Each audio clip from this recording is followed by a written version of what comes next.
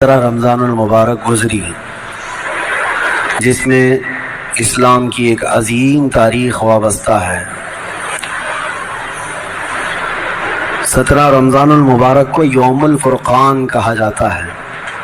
یوم الفرقان اس کا ایک نام ہے، یعنی حق اور باطل کے درمیان فرق پیدا کرنے والا دن، جس دن اسلام کی ایک عظیم جنگ بدر واقع ہوئی تھی۔ مجھے احباب سے یہ گزارش ہوئی، یہ خواہش ظاہر کی گئی کہ آج اصحاب بدر کے متعلق پھر سے میں یہاں پر ذکر کروں اور ان کے ناموں کی انشاءاللہ آج تلاوت بھی کروں۔ اس کی وجہ یہ ہے کہ ہمیں یہ ضروری ہے کہ ہمارے بچوں میں ناظرین السلام علیکم ورحمۃ اللہ وبرکاتہ۔ ناظرین آپ سننے جا رہے ہیں مفتی سلمان اظہری صاحب کا وہ واقعہ جو جنگ وحد سے ریلیٹڈ ہے۔ جنگ وحد میں کتنے صحابہ شہید ہو گئے تھے اور کتنے کفار اور مشرکین مارے گئے تھے، وہ سارا واقعہ آپ کو سنائی دے گا۔ ویڈیو کو لائک ایوم شیئر کرنا نہ بھولیے گا، کیونکہ بہت محنت لگتا ہے۔ چینل پر اگر نئے ہیں تو سبسکرائب کر دیجیے گا، اور اس ویڈیو کو شیئر کرنے کے لیے نہیں بھولیے گا، کیونکہ اس ویڈیو کو شیئر کرنے سے آپ لوگوں کو ثواب ہوگا، دین کا بات لوگوں تک پہنچے گا اور اسلامی ہسٹری جو ہے لوگ جانے گا۔ آپ سنیے آخر تک یہ ویڈیو، اور پھر جو ہے آپ کو بعد میں ہم بتاتے ہیں۔ یہ عظیم تاریخوں کو منتقل کرتے رہے۔ کربلا تو ہر سال سنتے ہیں، لیکن پھر کیوں سناتے ہیں؟ اس لیے کہ بار بار سننے سے جذبہ جوان رہتا ہے۔ ہمارے بچوں کو یہ کہانیاں نہیں ہیں، بلکہ ان کے جذبوں کو جوان رکھنے اور حوصلوں کو بلند رکھنے والی یہ دوائیاں ہیں۔ جنگ بدر جس کو 14 صدیاں گزر گئے، لیکن ظالم کفار آج بھی بھول نہیں سکے۔ جنگ بدر کا ایک رخ پوری دنیا جانتی ہے، بلکہ سب چڑھ چڑھ کر کے بیان بھی کرتے ہیں اس کو کہ دشمنان اسلام، اس کا پس منظر کیا تھا اور کیوں ہوئی تھی، اس پر کوئی کلام نہیں کرتے، کیونکہ درد مرنے کا زیادہ ہوتا ہے۔ تو یہ مرے زیادہ تھے، اس میں 70 کافر مرے تھے اور 70 قیدی بن کر کے آئے تھے۔ پوری جنگ بدر میں ان کفار کو صرف یہی دکھتا ہے کہ 70 لوگوں کو مارا اور 70 کو پکڑ کر کے قیدی بنا لیا۔ پوری جنگ بدر میں یہی نظر آتا ہے۔ لیکن میرے عزیزو، اگر انصاف کی عینک رکھنے والا غور سے ان حالات کو پڑھے گا تو اس نتیجے کو پہنچے گا، اسلام میں یہ جتنی جنگیں ہوئی جس میں حضور پاک صلی اللہ تعالیٰ علیہ وسلم تشریف لے گئے، اکثر کا تعلق ڈیفنس سے ہے، یہ ڈیفنسیو رہی ہے۔ اب میں آپ کو ایک چیز بتاتا ہوں، کیونکہ جنگ بدر کے احوال بتانے سے پہلے اس کا پس منظر بتانا ضروری ہے کہ کیوں ہوئی۔ اچھا، یہ بھی میں آپ کو کلیئر بتا دوں کہ یہ پہلی جنگ نہیں ہے، جیسے کہ مشہور ہے نا جنگ بدر، اس سے پہلے بھی چھوٹی چھوٹی جنگیں ہوئی ہیں، لیکن جو بڑی جنگ جس میں مقابلہ ہوا اور جس میں اللہ نے روشن فتح عطا کی، وہ بدر کی جنگ ہے، 17 رمضان المبارک 2 ہجری کو۔ انشاءاللہ میں سیرت کے درس میں عرض کروں گا، جنگ بدر سے پہلے بھی 6 جنگیں ہوئی ہیں تقریباً، جس میں کچھ صحابہ گئے تھے، کچھ میں حضور بھی گئے تھے، کچھ میں ہلکی پھلکی مڑ بھیڑ ہوئی اور کسی میں جنگ نہیں ہوئی، لیکن جو بڑی یعنی صف آرا ہو کر جنگ ہوئی تھی وہ جنگ بدر، یہی 17 رمضان المبارک والی، یہ پہلی ہے۔ جیسے کہ ایک بدر اولا بول کر کے ایک جنگ مشہور ہے، اور بدر ثانیہ اس کو کہتے ہیں، یہ 17 رمضان المبارک والی، میں اس کو انشاءاللہ سیرت کے بیان میں عرض کروں گا۔ آج اس پر ہم فوکس کرتے ہیں کہ کیوں ہوئی۔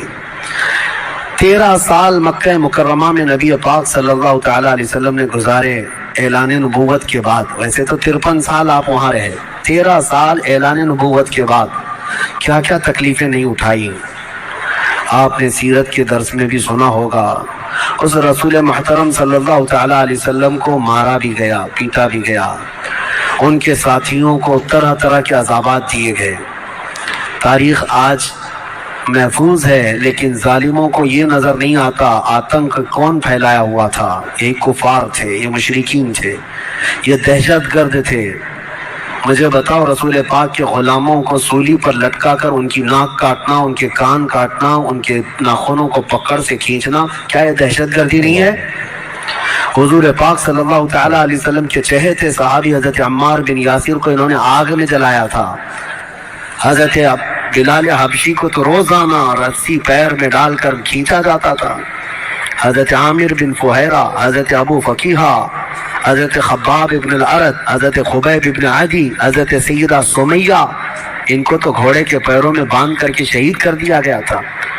کیسے طرح طرح کے عذابات دیے تھے کفار مکہ نے، ایک دو نہیں ہے، ظلم کی ایک لمبی داستان ہے۔ اور پھر پلس اس پر نبی پاک صلی اللہ علیہ وسلم کو ان کے خاندان سمیت سوشل بائیکاٹ کر کے رکھنا۔ حضور نے 3 سال تک 2 پہاڑیوں کے بیچ کے درے میں گزارے ہیں، اور ایسے کہ پورے مکہ والے پہرا لگا کر بیٹھتے تھے 24 گھنٹے تک نگرانی کے، کوئی جا نہ پائے حضور تک، ان کے خاندان تک۔ ان دنوں میں نبی پاک صلی اللہ علیہ وسلم پتے کھاتے رہے اور چمڑوں کو ابال کر کے پانی میں وہ کھاتے رہے۔ 3 سال گزرے ہیں، جبکہ مشرکین مکہ میں سے ہی کچھ اہل خیرت جو تھے انہیں رحم آ گیا ان معاملات کو، اور انہوں نے جو معاہدہ توڑا وہ آ کر کے، کوئی دوسرے نہیں، صحابہ نے نہیں، جو کافر تھے انہی میں سے 10-12 لوگ، انہوں نے دیکھا اتنی تکلیف یہ ہم میں ہی سے تو ہے، اور وہ بھی قریش خاندان جو ہم میں سے سب سے معزز خاندان ہے، اس کا ایسا بائیکاٹ کرنا کہ ان تک ایک چاول کا دانہ نہ پہنچے، یہ کیسی مصیبتیں ڈال کر رکھی گئیں اپنے بھائیوں پر۔ مشرکین نے خود یہ توڑا تھا معاہدہ، اور پھر ان کو ہر طرح کے سہولیات مہیا کر دی تھی حضور کے خاندان کو۔ یہ تکلیفیں 70 صحابہ مکہ چھوڑ کر کے حبشہ جا چکے تھے ہجرت کر کے، معمولی بات ہے؟ آپ کے محلے سے 4 لوگ جائیں کیا حالات ہوتے؟ یہ آج ظالم کتے جو ہے گھروں کے اوپر دروازوں پر زبردستی کا بورڈ لگا کر کے پلائن کرتے رہتے ہیں، ہاں، کہ یہاں سے محلہ خالی ہو رہا ہے مسلمانوں کی وجہ سے، ایک ہندو گھر یہاں سے شفٹ ہو رہا ہے، ہجرت کر رہے ہیں، مائگریٹ کر رہے ہیں۔ یہ ناٹک ہے، کوئی چیز نہیں۔ کبھی تم نے تاریخ یہ بتائی کہ 70 صحابہ جو اپنا گھر بار سب چھوڑ کر، جس میں خود رسول اللہ کی بیٹی بھی ہے، حضرت رقیہ اور حضرت عثمان غنی، دونوں حضور کے داماد بھی، حضور کی بیٹی بھی ہیں، یہ حبشہ چلے گئے تھے ہجرت کر کے۔ حضور صلی اللہ علیہ وسلم کے خاندان کے کتنے لوگ، حضرت جعفر طیار مولا علی کرم اللہ وجہہ الکریم کے سگے بھائی ہیں۔ حضور پاک صلی اللہ علیہ وسلم کے خاندان کے کتنے لوگ نکل کے جا چکے تھے حبشہ میں، ایتھوپیا، عرب لوگ افریقہ میں جا کر کے رہ رہے ہیں، اور پھر اس کے 3 سال کے بعد حضور خود ہجرت کر کے چلے گئے مدینہ۔ تو حضور ہجرت کر کے گئے تو کیا اکیلے گئے؟ 1 سال نہیں گزرا تھا کہ مکہ میں جتنے مسلمان تھے سب کے سب ہجرت کر کے مدینے چلے گئے۔ مکہ والوں کو سکون سے رہنا چاہیے نا، بات ہو گئی نا۔ میں آپ کو بتا دوں، کفار و مشرکین کبھی کسی بات سے راضی نہیں ہوتے، اور نہ کبھی یہ سکون، ذہنی سکون ان کو نہیں حاصل ہو سکتا۔ تم اگر کوئی محلہ چھوڑ کر کے بھی چلے گئے تو تمہارے سے دشمنی ان کی کم نہیں ہوتی۔ یہ دشمن ہے، وہ دور بیٹھ کر کے ہی جلتا رہتا ہے کہ وہاں سکھ سے کیوں رہ رہے ہیں یہ لوگ، یہاں سکون سے کیوں رہ رہے ہیں لوگ۔ مدینے جب رسول پاک اور ان کے صحابہ گئے تو مکہ والوں کو تو جو معاملہ تھا ختم ہو گیا، جن سے تمہاری روزانہ لڑائی ہوتی تھی وہ جا چکے، نہ ان کے صحابہ ہیں نہ رسول پاک وہاں پر ہیں، نہیں۔ اس کے باوجود ان کفار مکہ نے کیا کرنا شروع کیا؟ 10 لوگ، 15 لوگ، 20 لوگ کبھی جتھا بنا کر کے مدینے تک جاتے تھے، رات کے وقت وہاں کے مسلمانوں کے باغیچے کھجوروں کے جلا کے آ جاتے، اور کبھی اگر 2-4 صحابہ مسلمان باہر نظر آتے تو ان کو پکڑ کر پیٹتے تھے، مارتے تھے۔ کہاں پر؟ مدینے میں جا کر۔ جب اس قدر ظلم بڑھ گیا تب میں آپ کو بتاؤں 13 سال کے بعد اللہ نے جہاد کا حکم نازل فرمایا، اے محبوب کھڑے ہو جائیں اور جو آپ سے لڑ رہے ہیں ان سے مقابلہ فرمائیں۔ 13 سال تک تو کبھی لڑنے کا حکم نہیں آیا۔ مدینہ طیبہ میں جانے کے بعد جب مسلمانوں کی اپنی ریاست بن گئی، وہاں اپنی ایک حکومت اسٹیبلش ہو رہی ہے، تب یہ جا کر کے اگر اس کے اندر دسیسہ کاری کریں، پیوند کاری کی بجائے وہاں جا کر کے شب خون ماریں رات کے وقت، تو پھر اللہ تعالیٰ کا حکم نہیں آئے گا. میں اس کو اس سے قبل ایک مثال سے پوچھا تھا آپ کو. یہ کہتے ہیں آج بھی ہم نے 22ویں پارے میں ایک آیت پڑھی ہے, ملعونین اینما ثقفوا اخذوا وقتلوا تقتیلا. اس کو وہ 26 آیتوں میں گناتے ہیں جس کو یہ لوگ کہتے ہیں آتنک کا بڑھاوا دیتی ہے. اللہ نے فرمایا لعنت کیے ہوئے لوگ ہیں یہ سب, جہاں پائے جائیں پکڑے جائیں اور ٹکڑے ٹکڑے کر کے مارے جائیں.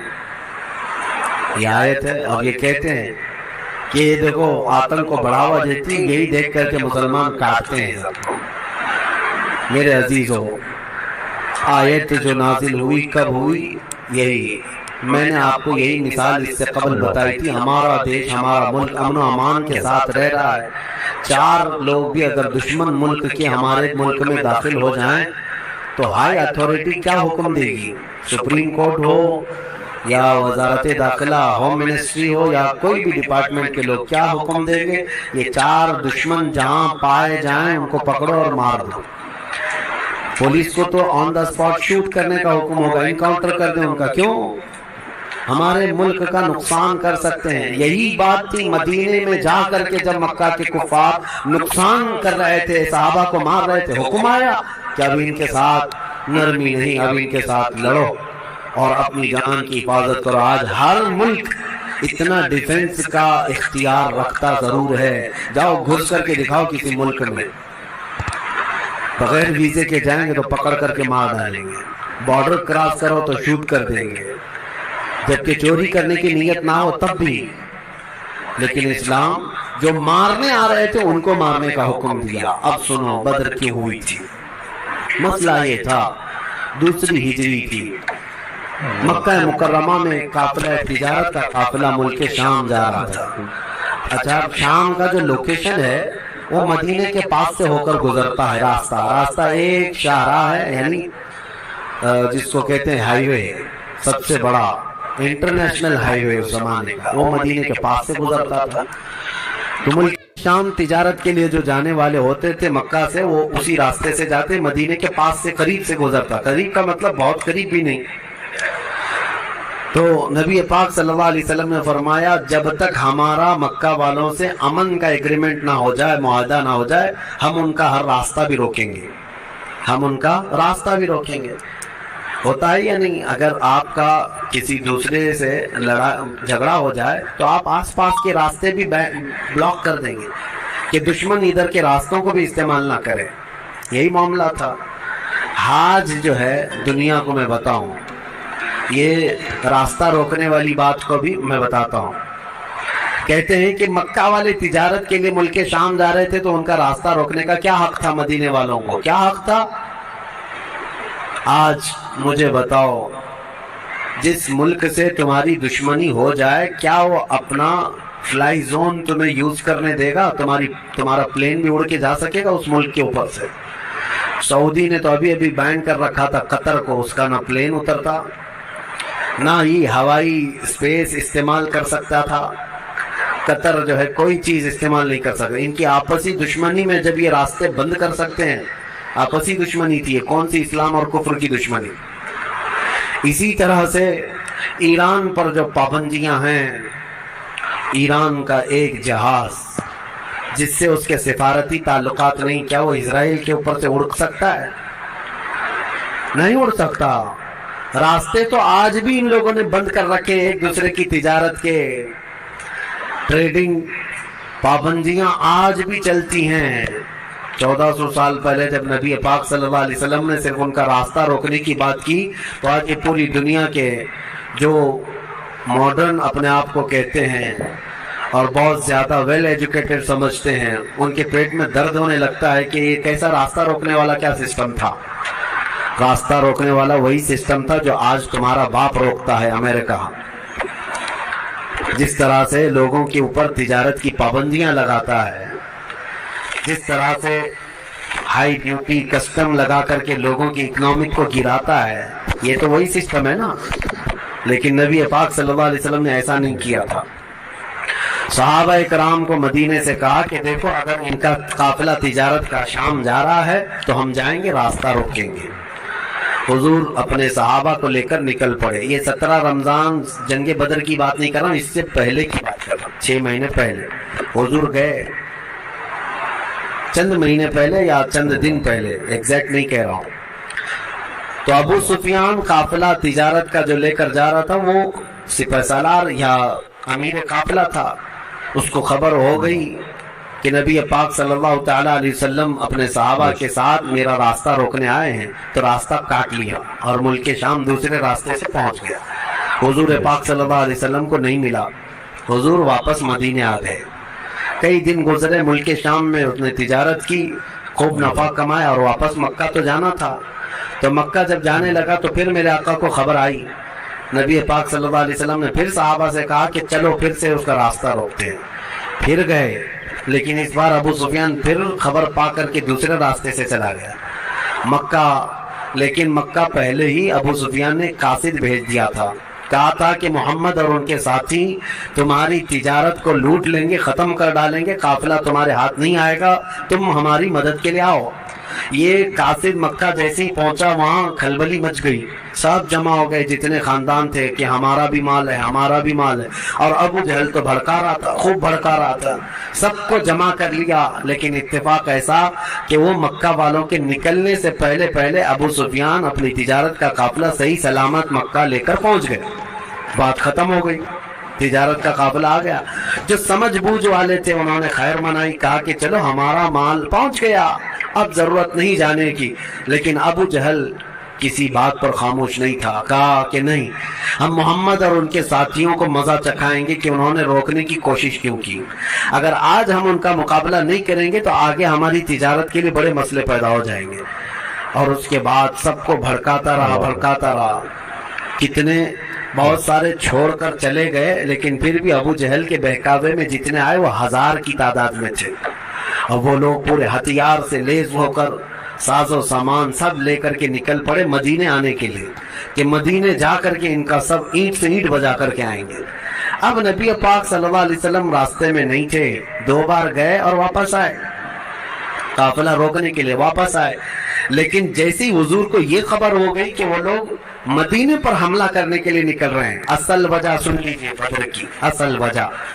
जब वो लोग 1000 की तादाद में मक्का से निकल चुके थे और मेरे आका को ये खबर मिल गई, मुखबिर ने आकर बताया कि जंग की तैयारी से मदीने के ऊपर हमला आवर होने के लिए निकले हैं मक्का के लोग।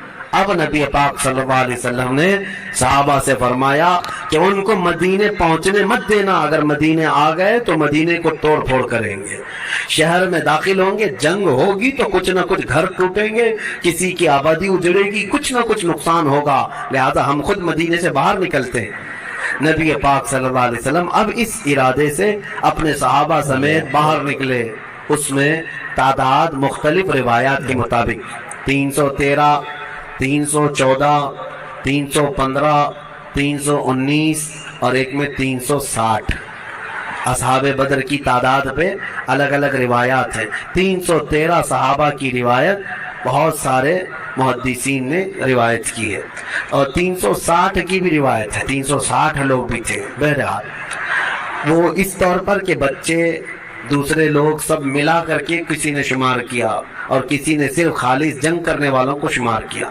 इसमें सारे बड़े बड़े अजिल्ला सहाबा हैं, सैयदना अबू बकर सिद्दीक, सैयदना उमर फारूक, सैयदना हैदर करार, अली मुर्तज़ा रज़ियल्लाहु ताला, दीगर असहाब। हाँ, हज़रत उस्मान गनी रज़ियल्लाहु ताला अन्हु इसमें शामिल नहीं थे। उसकी वजह यह थी कि हुजूर सल्लल्लाहु अलैहि वसल्लम की बेटी हज़रत रुक़ैया बीमार थी, मदीने में थी। नबी पाक सल्लल्लाहु ताला अलैहि वसल्लम ने हज़रत उस्मान से कहा कि तुम अपनी अहलिया मेरी बेटी की तीमारदारी में रहो, तुम्हें बद्र में शरीक होने का बराबर सवाब दिया जाएगा। हज़रत उस्मान गनी मदीने में थे। इसी वजह से आज भी असहाबे बदर के नामों की जब तिलावत होती है ना, तो हज़रत उस्मान का नाम भी उसमें आता है। वो अगरचे जंग में गए नहीं थे, लेकिन असमाए बद्र में उनका नाम शामिल है। आप पढ़ करके देखना या सुनना तो हज़रत उस्मान गनी का भी नाम है, क्योंकि माले गनीमत जब तकसीम हो रहा था तो हुजूर ने हज़रत उस्मान को भी उसमें से हिस्सा दिया था। खैर, जब नबी पाक सल्लल्लाहु ताला अलैहि वसल्लम یہ صحابہ کو لے کر نکلے. اب مدینے سے 160 کلومیٹر مکہ کی طرف کا یہ راستہ ہے. بدر ایک علاقے کا نام ہے, وہاں ایک کنواں تھا جس کا نام بدر تھا, جس کی وجہ سے اس علاقے کا نام بدر پڑا. اب حالات دیکھیں کیسے آزمائش کے بڑھتے گئے. میں مختصراً انداز میں آپ کے سامنے رکھوں گا. یہ جنگ کا پس منظر تھا. حضور لڑنے کے لیے گئے نہیں تھے بلکہ ڈیفینس کے لیے, کہ مکہ والے نکل چکے تھے. اب مکہ والے آ کر جس جگہ پڑاؤ کیے وہ بھی بدر تھا, وہاں کنواں تھا, پانی تھا, اس کے لیے وہاں پر ان لوگوں نے بھی قیام کیا. میرے آقا صلی اللہ علیہ وسلم نے بھی اپنا لشکر انداز کر دیا. صحابہ وہاں پر اتر پڑے, سب کے خیمے لگ گئے اور کنویں کے پانی پر بھی قبضہ ہوا. اس کے بعد دیکھا صحابہ کے دل گھبرائے ہوئے تھے, کیونکہ حضور صلی اللہ علیہ وسلم اور صحابہ کو جو زمین ملی تھی وہ ریتیلی زمین تھی, بالو کی زمین, پاؤں دھس جایا کرتے تھے. اور کفار مکہ جہاں پر اترے تھے وہ تو سخت سپاٹ فلیٹ زمین تھی, مٹی کی زمین تھی, اور اس میں گھوڑے اچھی طرح دوڑتے تھے. یہ ریتیلی زمین پر گھوڑوں کے پیر بھی گھس جاتے اور انسانوں کے بھی. اچھا یہ بات بھی میں بتا دوں, کل تعداد صحابہ اکرام رضوان اللہ تعالی علیہ مجمعین کے ساتھ 313 صحابہ میں صرف 4 گھوڑے تھے. 4 گھوڑے, یہ 4 گھوڑوں پر بیٹھ کر کے گئے ہیں. کون سوار ہوا ہوگا, کون پیدل چلا ہوگا؟ اور اونٹوں کی کچھ تعداد. اس کے علاوہ تلوار سب کے پاس نہیں, اور جس کے پاس ہے ان کی سبزیاں بھی کٹتی نہیں. ان حالات میں تو وہ گئے تھے. نبی پاک صلی اللہ تعالیٰ علیہ وسلم کے ساتھ جب گئے, اب وہاں پر صحابہ اکرام کے دلوں کے اندر تھوڑی گھبراہٹ آنے لگی کہ ہم زمین اس طرح کی ہے, اور تعداد جب ان کی دیکھتے ہتھیار سے لیس, تو یہ عرض کرتے کہ کیا ہوگا. پہلی جنگ ہو رہی تھی نا, آمنا سامنا پہلی مرتبہ ہو رہا تھا. اب نبی پاک صلی اللہ تعالیٰ علیہ وسلم سب صحابہ کو لے کر رات کو بیٹھتے ہیں. اب اس میں جو نبی پاک صلی اللہ تعالیٰ علیہ وسلم کے سامنے صحابہ اکرام سے مشورہ ہو رہا تھا, اب وہ ایمان کی بات ہے. حضور نے صحابہ کی بات یہ سنی کہ جو مہاجرین تھے وہ یہ کہہ رہے تھے کہ انصار کا تو کچھ گیا نہیں, ہمارا گیا ہے مکہ میں, ہمارے مال لوٹے, ہماری جائیدادیں لوٹے. انصار مدینے میں رہتے ہیں, مکہ کے کفار نے ان کا تو کچھ بگاڑا نہیں. ہو سکتا ہے کہ انصار جو ہے جنگ میں انٹرسٹ نہ لیں, ان کا کیا گیا ہے, یہ مہاجرین کی جنگ ہے. انصار جو ہے ہو سکتا ہے انٹرسٹ نہ لیں, وہ نہ آئیں. یہ ان کے دلوں میں بات تھی. حضور پاک صلی اللہ علیہ وسلم نے محسوس کر لیا, کیونکہ 69 انصار صحابہ اس کے اندر تھے. 69 بڑی تعداد ہوتی, 70 صحابہ تقریباً انصار تھے. اب دلوں میں جب یہ بات آئی مہاجرین کے کہ پتہ نہیں ہے لڑیں گے کہ نہیں لڑیں گے, کیونکہ ان کا تو کچھ گیا نہیں ہے نا. جیسے آج لوگ کہتے ہیں میرا تھوڑی نا اس سے کوئی مسئلہ ہے. تو پھر نبی پاک صلی اللہ علیہ وسلم نے رات کے وقت انصار صحابہ کو پہلے بلایا. سب بیٹھے ہوئے تھے, مشورہ کرنا تھا. سید الانصار حضرت سعد ابن معاذ رضی اللہ تعالیٰ انصار کے سردار تھے. بلایا اور پوچھا کہ تمہارا کیا مشورہ ہے, آپ کا کیا مشورہ ہے جنگ کے سلسلے میں. سنو, حضور پاک صلی اللہ تعالیٰ علیہ وسلم کی بارگاہ میں حضرت سعد بن معاذ سب سے پہلا جواب کیا دیتے ہیں؟ کہتے ہیں یا رسول اللہ صلی اللہ علیہ وسلم, پورے انصار کی طرف سے تو میں ترجمانی کرنے کے لیے کھڑا ہوں, لیکن میرے آقا کیا ہم بھی کوئی پوچھے جانے کی چیز ہے؟ آپ کے سلسلے میں ہم بھی کوئی پوچھے جانے کی چیز ہے؟ اور حضرت سعد بن معاذ کہتے ہیں قسم رب ذوالجلال کی, مدینے سے برق الغماد یمن تک بھی آپ جائیں, انصار کا ہر بچہ آپ کے قدموں کے ساتھ ہوگا.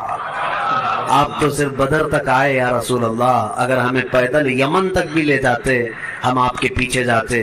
ان کے الفاظ میں سناؤں, ایمان تازہ ہو جاتا ہے.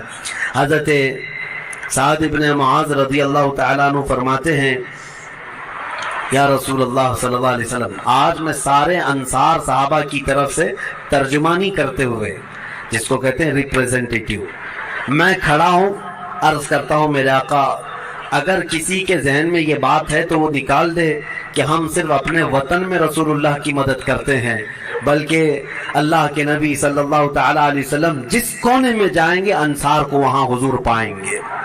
اب حضور کی بارگاہ میں عرض کرتے ہیں آقا آپ کو کل اختیار ہے، آپ کو کل اختیار ہے۔ اب سنو حضرت سعد ابن معاذ کے یہ بدر کے میدان سے ایک دن پہلے کے الفاظ ہیں، ایک دن پہلے کے الفاظ ہیں۔ یا رسول اللہ صلی اللہ علیہ وسلم آپ کو کل اختیار ہے، جس کا رشتہ ملانا ہے ملا دیجیے آپ، اور جس کو توڑنا ہے آج ہی آپ فرما دیں، ہم ہمیشہ آخری سانس تک کے لیے توڑ دیں گے۔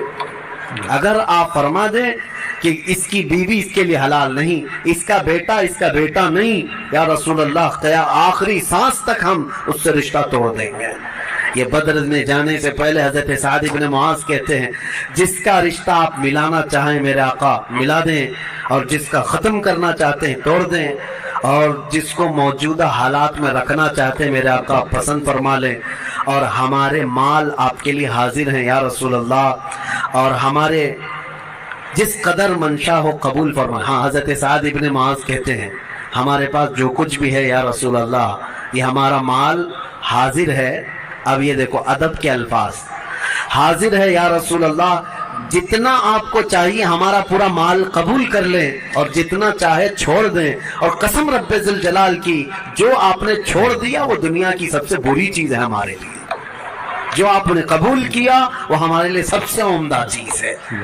یہ بدر کے میدان میں حضرت سعد ابن معاذ رضی اللہ تعالیٰ عنہ کی تقریر چل رہی ہے، اور اس کے بعد حضور پاک صلی اللہ تعالیٰ علیہ وسلم کی بارگاہ میں یہ کہتے ہیں یا رسول اللہ قسم اس رب ذوالجلال کی جس نے آپ کو سچی نبوت کے ساتھ بھیجا، اللہ کی قسم اگر آپ ہمیں حکم دیں سمندر کو چیر کر نکل جانا ہے، رب ذوالجلال کی قسم یا رسول اللہ انصار کا ہر بچہ سمندر میں کود پڑے گا۔ یہ بدر سے پہلے کی تقریر۔ اب ان کی تقریر سن کر حضور بڑے خوش ہوئے، میرے آقا صلی اللہ تعالیٰ علیہ وسلم نہایت ہی خوشی کا اظہار فرماتے ہیں، اور اس کے بعد پھر حضرت مقداد بن اسود ایک صحابی ہیں کھڑے ہوتے ہیں، پوچھا یا رسول اللہ صلی اللہ علیہ وسلم آپ صحابہ سے مشورہ لے رہے ہیں کس بات کا؟ کہا جنگ ہونا چاہیے نہیں ہونا چاہیے؟ حضرت مقداد بن اسود کہتے ہیں یا رسول اللہ ہم بنی اسرائیل نہیں ہیں جنہوں نے موسیٰ علیہ السلام سے کہا تھا اے موسیٰ آپ اور آپ کا خدا جائیے قوم جبارین سے لڑیے، ہم یہاں بیٹھ کے دیکھیں گے۔ نہیں یا رسول اللہ ہم امت محمدیہ ہیں، جہاں میرے آقا کا پسینہ گرے گا ہم سب کا خون کا قطرہ وہاں گرے گا، جب تک ہمارے جسم میں آخری قطرہ بھی خون کا باقی ہے ہم میں سے کوئی پلٹنے کا تصور بھی نہیں کرتا۔ یہ رسول پاک صلی اللہ علیہ وسلم کے چہیتے صحابہ کی تقریریں تھیں، سب کے جذبے جوان تھے، کوئی لوٹنا نہیں چاہتا، کوئی پلٹنا نہیں چاہتا۔ اب صحابہ کو باہر کر کے حضور خیمے میں چلے گئے۔ اب سنو حضور پاک صلی اللہ تعالیٰ علیہ وسلم جیسے ہی خیمے میں گئے جہاں آج مسجد عریش بنی ہے، اس کو عریش کہا جاتا حضور کے خیمے کو، حضور سجدے میں گر گئے۔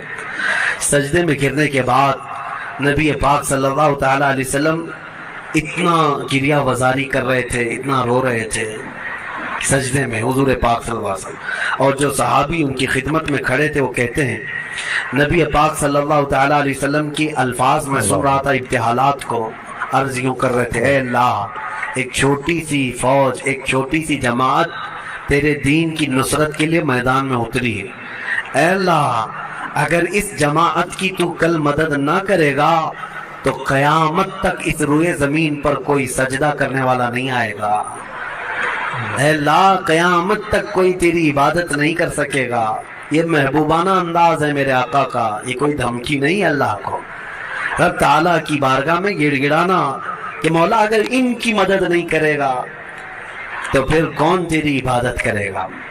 اور اس کے بعد اچانک حضور صلی اللہ علیہ وسلم اٹھے سجدے سے، پیشانی چمک رہی تھی اور حضور مسکرا رہے تھے۔ جو صحابہ کھڑے تھے کہا یا رسول اللہ صلی اللہ علیہ وسلم آپ اتنی گریہ وزاری کرتے کرتے بھی مسکرانے لگے۔ کہا میرے رب نے میری ڈھارس بندھا دی، مبارک ہو، بشارت ہو، میں نے ابھی ابھی جبرائیل کو جنگی لباس پہن کر اترتے دیکھا ہے۔ جبرائیل امین آ گئے ہیں، وہ صحابہ دوڑے دوڑے گئے، باہر جا کر کہے مبارک ہو اللہ کے نبی کو مدد آ گئی ہے۔ ابھی رات کا حصہ گزرا نہیں تھا کہ بارش برسنے لگ گئی۔ میرے آقا نے فرمایا میرے صحابہ اللہ کی دوسری مدد آ گئی۔ صحابہ نے پوچھا یہ کیسے؟ کہا جاؤ میدان میں دیکھو، ریت کی زمین پر بارش ہوئی تھی تو ریت پوری جمع ہو گئی، मजबूत हो गई और काफिरों की जमीन पर बारिश बरसी तो कीचड़ हो गया, उनके पैर फिसलने लग गए, उनके घोड़े बिदकने लग गए और सहाबा के पैर रेत में बिल्कुल मजबूत जम कर रह गए। हुजूर ने फरमाया बारिश भी अल्लाह ने तुम्हारी मदद के लिए नाजिल फरमाए। सुबह उठते हैं, सुबह होती, हुजूर अकरम नहीं रात के वक्त थी, अभी रात का वक्त है। सहाबा के दिल की तसल्ली के लिए मेरे आका अपने हाथ में एक छड़ी लेकर जाते हैं मैदान में, सहाबा पीछे पीछे है, लकीर खींचा, हुजूर ने फरमाया कल यहाँ अबू जहल गिर के मरेगा। दूसरी लकीर खींचा और कहा यहाँ उतबा मरेगा। तीसरी लकीर खींच कर कहा यहाँ शैबा मरेगा। ये बड़े बड़े पहलवानों के नाम हुजूर गिना रहे थे। साहब दिल ही दिल में खुश हो रहे थे, उनका यकीन कामिल इतना था नबी ने जो फरमा दिया वो होकर रहेगा। रात के वक्त ही सहाबा को ये मालूम था इन कुफ्फार के कितने विकेट गिरने वाले हैं, कितने पहलवान ज़मींबोस होने वाले हैं, कितने मौत की घाट पहुंचने वाले हैं। सहाबा को ये मालूम हो गया था और दिल चौड़े थे, सीने कुशादा थे। सुबह होती है, नबी पाक सल्लल्लाहु तआला अलैहि वसल्लम अभी अपने खीमे में थे, अरीश में, मैदान बद्र के खीमे में थे। एक सहाबी दौड़ते हुए आते हैं, आकर के बारगाह मुस्तफ़ा में अर्ज करते हैं या रसूल अल्लाह सल्लल्लाहु अलैहि वसल्लम हमारी तादाद बढ़ गई, हमारी तादाद बढ़ गई। हुजूर पाक सल्लल्लाहु अलैहि वसल्लम से वो कह रहे हैं पहले काफिरों की तादाद इतनी ज्यादा थी, 1000 की तादाद, सहाबा देखते घबरा जाते और उस पर वो कमीने क्या कर रहे थे, रात भर नाच रहे थे, गाने गा रहे थे, कबाब भून रहे थे और नारे लगा रहे थे जीत हमारी, जीत हमारी, जीत हमारी, जीत हमारी। उनके अल्फाज थे, अशार गुनगुना रहे थे और रात भर खाना पीना, रक्स, सुरूर, ढोल बाजे सब चलता रहा और इधर सहाबा इबादत में मसरूफ है, अल्लाह की बारगाह में गिड़गिड़ा रहे हैं।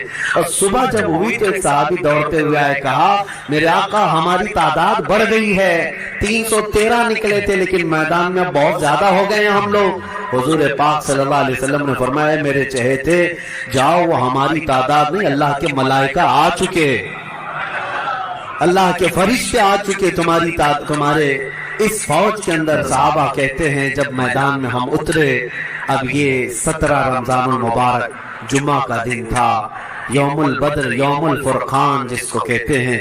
मेरे अजीजों, इस्लाम की अजीम तारीख पिनहा है, इसमें अजीम तारीख पिनहा है। नबी पाक सल्लल्लाहु तआला अलैहि वसल्लम की तरफ से मैदान बद्र में सबसे पहले उतरने वाले कौन लोग थे? कौन लोग थे? सबसे पहले नबी पाक सल्लल्लाहु तआला अलैहि वसल्लम की तरफ से हजरत अमीर हमजा रज़ी अल्लाह तआला, दूसरे हजरत अबू उबैदा बिन जर्राह, तीसरे हैदर कर्रार शेर खुदा अली मुर्तदा रज़ी अल्लाह तआला अन्हु। ये तीनों हजरात उतरे और इनके मुकाबले में जो कुफार आए थे वो अपने अपने वक्त के बड़े बड़े पहलवान थे, बड़े बड़े पहलवानों को उन्होंने उतारा था मैदान बद्र में। और जब मुकाबला हुआ तो सबसे पहला वार हजरत अमीर हमजा का सामने वाले पर पड़ा, वो गाजर की तरह कटकर गिर गया एक ही वार में।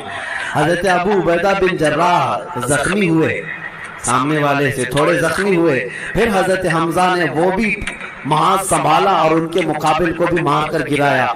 इधर हजरत अली करमल्लाहु वजहुल करीम की उम्र कम थी, उस वक्त उनकी उम्र ज्यादा नहीं थी, 23 साल की उम्र या 25 साल के उस वक्त की उम्र थी हजरत अली करमल्लाहु वजहुल करीम की। उस वक्त हजरत अली जब आए बिल्कुल जवानी यानी 20-22 साल की उम्र, मौला अली करमल्लाहु वजहुल करीम ने उससे जब मुकाबला किया तो जुल्फ़िकार हैदरी ने ऐसा ज़र्ब लगाया कि उसकी लोहे की टोपी काटते हुए 2 टुकड़े हो गए। पहली मर्तबा बद्र के मैदान में आवाज आई थी सारे सहाबा की अल्लाहु अकबर। ये नारे तकबीर था जो सबसे पहले बुलंद हुआ। फरमाते हैं इस आवाज की हैबत ऐसी थी कि कुफार के खीमे हिल गए और उनकी सफों में हलचल मच गई, दहशत तारी हो गई। सहाबा के इसी नारे को देखकर अल्लामा इकबाल ने शेर कहा था, ये निकले थे मुड़ी हुई तलवारें लेकर, कटी हुई और जंग आलूद तलवारें लेकर जिनसे सब्जी नहीं कटती थी, लेकिन जब नारा लगाए थे अल्लाह की मदद ऐसी आई थी कि ये सब ज़मींबोस हो गए दुश्मन। इकबाल ने कहा था कुफ्र दम तोड़ देगा टूटी हुई शमशीर के साथ, कुफ्र दम तोड़ देगा टूटी हुई शमशीर के साथ, कर तुम निकला जाओ एक बार नारे तकबीर के साथ। ये उन्हीं सहाबा का नारा था जब उन्होंने पहली मर्तबा बुलंद किया। ये लड़ाई चलती रही शाम तक, शाम होने ना पाई। दोपहर तक इस लड़ाई को पहले एक के बाद दीगरे, उसके बाद फिर घमासान की लड़ाई हुई। लेकिन कुफार मक्का में से कुछ लोग कहते हैं हम तो बड़े हौसलों से आए थे लड़ने के लिए, बड़े हौसलों से आए थे। जिनको ये मदीने में मक्का में पकड़ के मारते थे वो आज इनके मुकाबले में थे। कोई किसी का गुलाम था, कोई किसी का रिश्तेदार भी था, लेकिन मुकाबले में जब आए वो कुफार मक्का कहते हैं हम तो बड़े हिम्मत के साथ लड़ने के लिए आए थे, लेकिन जब हम लड़ने जा रहे थे तो हमारे मुकाबले में अजनबी लोग आ रहे थे, अजनबी लोग आ रहे थे और उनकी हैबत ऐसी तारी होती कि हमने उनको न मक्के में कभी देखा था न मदीने में कभी देखा था। ये वो बदरी मलाइका थे जो जिब्राइल अमीन की सिपह सालारी में आए थे। अब यहाँ एक बात मैं बताना चाहता हूँ, एक फरिश्ता उतर जाए काफी है। आपको पता है कौम शुआइब जब नाफरमानी कर रही थी तो अल्लाह ताला ने अजाब क्या भेजा था, जिब्राइल अमीन अलैहिस्सलाम को उतारा था। उन्होंने एक चीख मारी थी, चिंगाड़, और उनकी आवाज की हैबत से जितने पहाड़ों में थे ये कौम शुआइब सबके भेजे कानों से निकल आए थे और जमीन पर गिरकर मर गए थे। तो यहाँ जिब्राइल अमीन अकेले आ जाते, सिर्फ आवाज लगाते, किसी को तलवार उठाने की भी जरूरत नहीं, ये हजार पूरे कीड़े मर जाते। लेकिन ये वजह क्या है? मुफस्सिरीन ने फरमाया यकीनन एक फरिश्ता भी मदद के लिए काफी होता, लेकिन अल्लाह ने बद्र के मैदान में 5000 फरिश्ते उतारे, ये अजमत मुस्तफा के लिए, ये रसूलुल्लाह की अजमत के लिए। कभी कभार तादाद जो है वो शान बताने के लिए होती है, अजमत बताने के लिए होती है। हाँ, एक झंडा काफी होता है, लेकिन कभी 10 झंडे लगाओ तो उसकी अजमत बढ़ जाती है। 2 बॉडीगार्ड काफी होते हैं, लेकिन 10 खड़े हो जाए तो उसकी हैबत और तारीफ होती है। ये एक इंसानी जहन बना हुआ है। अल्लाह तबारक व तआला ने अपने महबूब की अजमत शान की वजह से 5000 मलाइका को उतारा।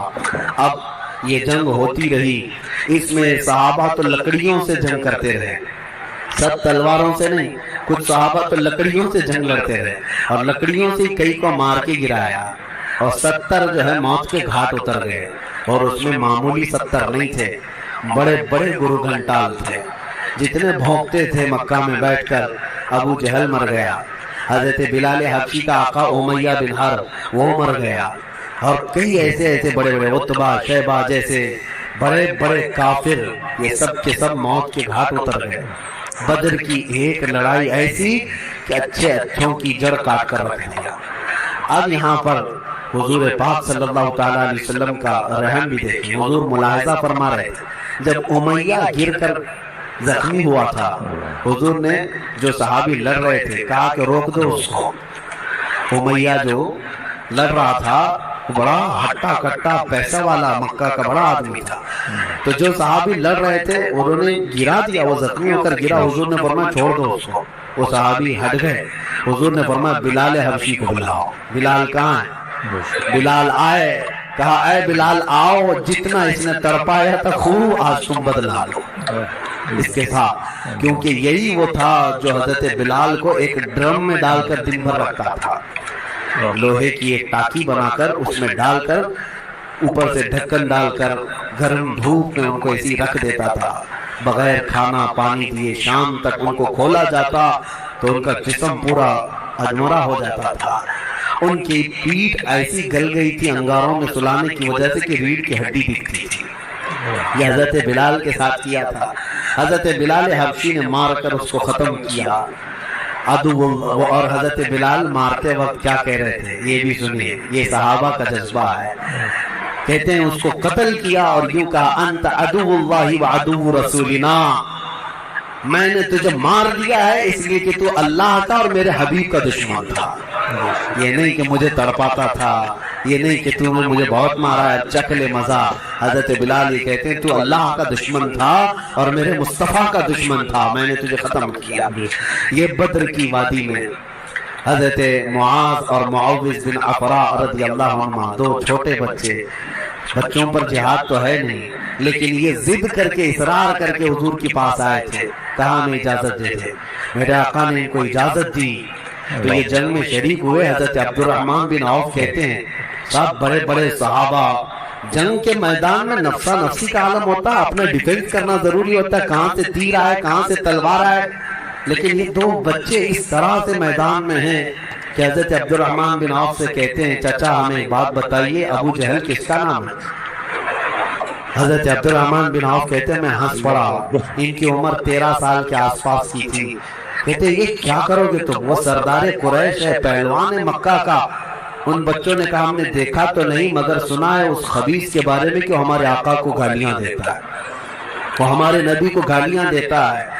یہ اصل محافظین مصطفیٰ تھے، محافظین ناموس رسالت تھے، نبی پاک صلی اللہ علیہ وسلم کی عزت کے لیے۔ میرے عزیزو یہ بچے کھیلنے کے لیے ضد نہیں کر رہے تھے، جان ہتھیلی پر لانے کے لیے ضد کر رہے ہیں۔ حضور پاک صلی اللہ علیہ وسلم کی بارگاہ میں آئے اور اس کے بعد حضرت عبد الرحمن بن عوف کہتے ہیں میں ابھی بات چیت کر ہی رہا تھا کہ ابو جہل سامنے گھوڑے پر بیٹھا جا رہا تھا، میں نے اشارے سے بتایا وہ دیکھو وہی مردود ہے جو گھوڑے پر جا رہا ہے۔ یہ دونوں بچے چیل کی طرح جھپٹ گئے اس کی طرف اور بھاگتے ہوئے اس کی طرف گئے۔ ابو جہل کو یہ ایکسپیکٹیشن ہی نہیں تھا، یہ امید ہی نہیں تھی کہ اس کے مقابل میں کبھی کوئی بچہ آ سکتا ہے۔ غرور و تکبر میں ہمیشہ وہ سوچتا تھا بڑے بڑوں سے ہی لڑنا ہے ان کو، اور دیکھا تو چھوٹے بچے آئے۔ ایک بچے نے گھوڑے کی ٹانگ پر تلوار ماری، ابو جہل نیچے گر گیا، گھوڑا بھی گرا وہ بھی گرا، اور جیسے گرا دونوں اس کے سینے پر چڑھ کر بیٹھ گئے، سینے پر چڑھ کر بیٹھ گئے اور گردن پر تلوار رکھی۔ تو جانتے ہیں ظالم یہ زمانے بھر کا بڑا گستاخ اور گستاخوں کا باپ کیا کہتا تھا؟ عربی میں شعر کہہ رہا ہے اس وقت، کہتا ہے میں عرب ہوں موت سے ڈرتا نہیں، میں عرب ہوں موت سے ڈرتا نہیں، لیکن افسوس مجھے اس بات کا ہے کہ میرے مقابل کا آیا نہیں۔ اس کو افسوس یہ ہے کہ مجھے کوئی پہلوان نے مارا نہیں، مجھے چھوٹے بچے مار رہے ہیں۔ اور بعض لوگوں نے کہا کہ اس کی یہ خواہش تھی، کہا کاٹنا ہے تو گردن تھوڑا نیچے سے کاٹو، کیونکہ سب کٹے ہوئے گردنیں رکھی جائیں تو میری گردن تھوڑی اونچی دکھے۔ غرور و نخوت کبھی نہیں جاتا، گھمنڈ و تکبر کبھی نہیں جاتا۔ ان بچوں نے ختم تو کر دیا ابو جہل کو، اور مشہور ہے کیا ہی بہترین کہا، ہم جیسے لاکھوں کروڑوں کی جوانیاں ان بچوں کے قدموں پر قربان، ہم ان کے ناخنوں تک بھی نہیں پہنچ سکتے جنہوں نے دفاع کیا ہے، ڈیفنس کیا ہے میرے مصطفیٰ کی عزت کا۔ اوروں نے کافروں کو مارا ہوگا، ان بچوں نے تو پورے کفر کو مارا ہے۔ اوروں نے جاہلوں کو مارا تو انہوں نے ابو جہل کو مارا ہے، جہالت کے باپ کو مارا ہے۔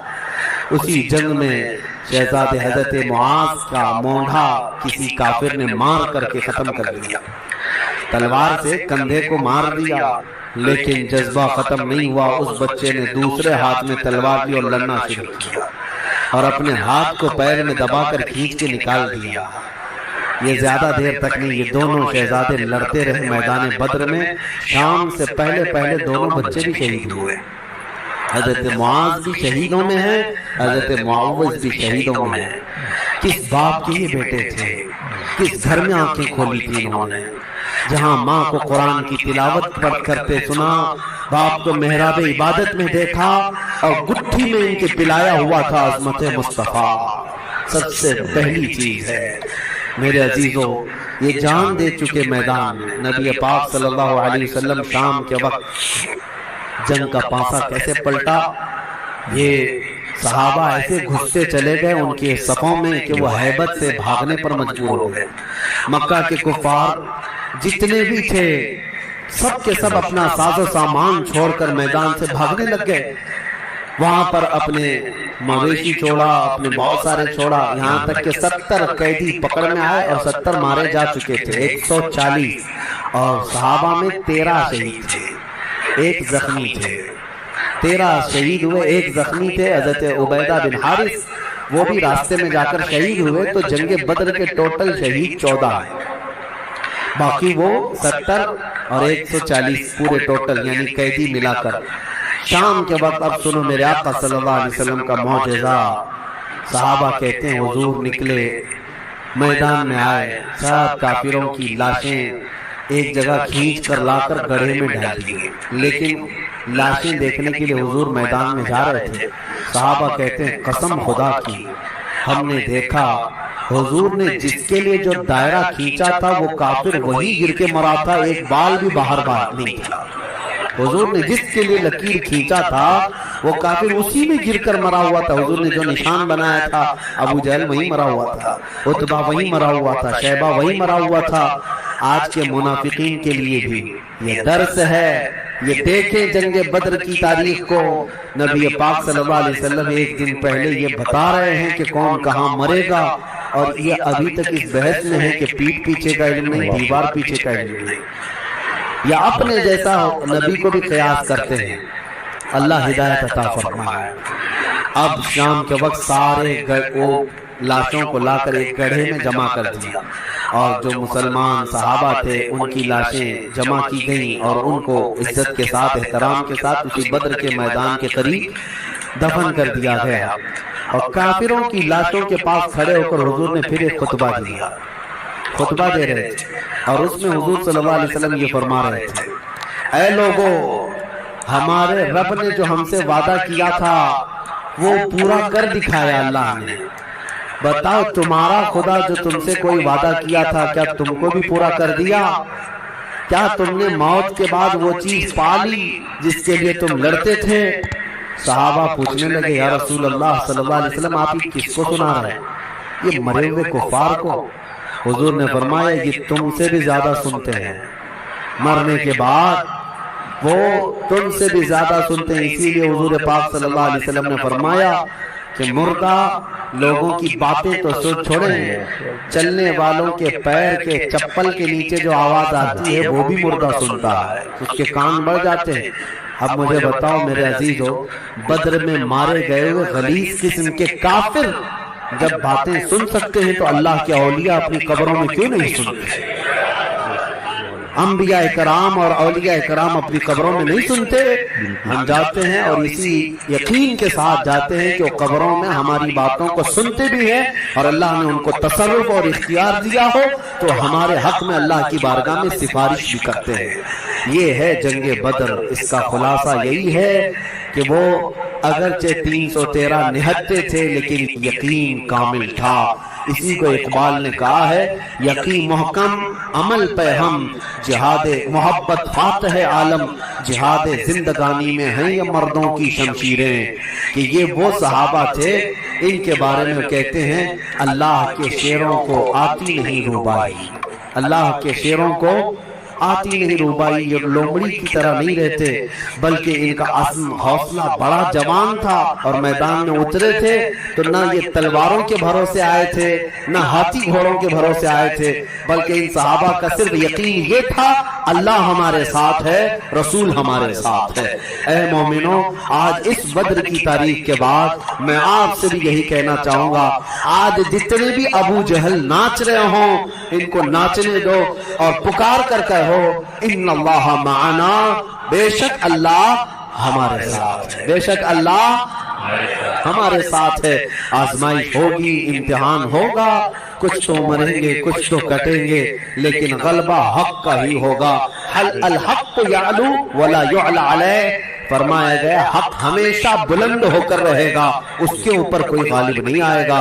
ہو سکتا ہے صدیوں تک اس کو کوئی پکڑ کر کے رکھے, حق کو گرفتار کر کے رکھے, لیکن کبھی بھی وہ اس طرح نیست و نابود نہیں کیا جائے گا. قیامت تک حق کو بلند ہونا ہے. اللہ کریم ہم سب کو حق جماعت کے ساتھ زندہ رکھے اور ہمیں غلبہ اسلام کا وہ سنہرا دور عطا فرمائے, جب ہم دیکھیں ہمارے ہر گھر سے آواز آئے لبیک یا لبیک یا لبیک یا